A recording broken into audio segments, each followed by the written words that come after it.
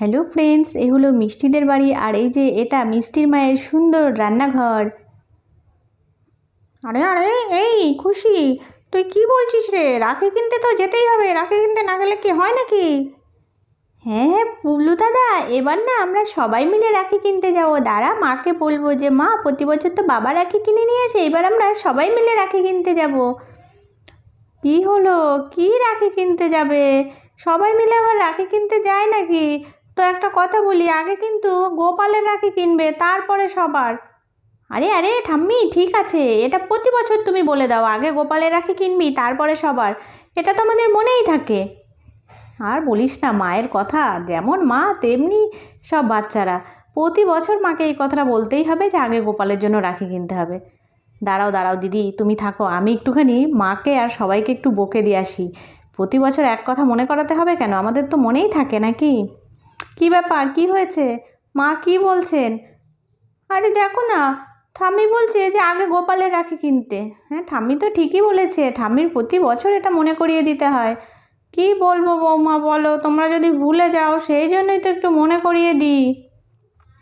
আরে আরে, সবাই রাখি কিনতে যাবে না তো? এখনও রেডি হওনি কেন? চলো চলো চলো, রাখি কিনতে অনেক টাইম লাগবে, প্রচুর রাখি কিনবো এই বছর।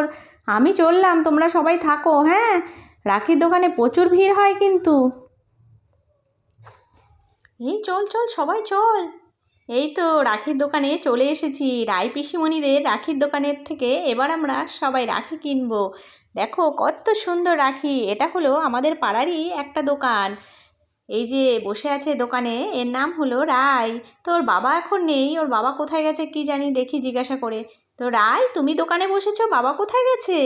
ও, দুপুরে খাওয়া খেতে গেছে। ঠিক আছে, আমরা এই রাখি নেব। এই ছোট, দেখ দেখ এই রাখিগুলো দেখ। ও, এগুলো হাতে বানানো, খুব সুন্দর। তো তো এগুলো তুমি বানিয়েছো নাকি?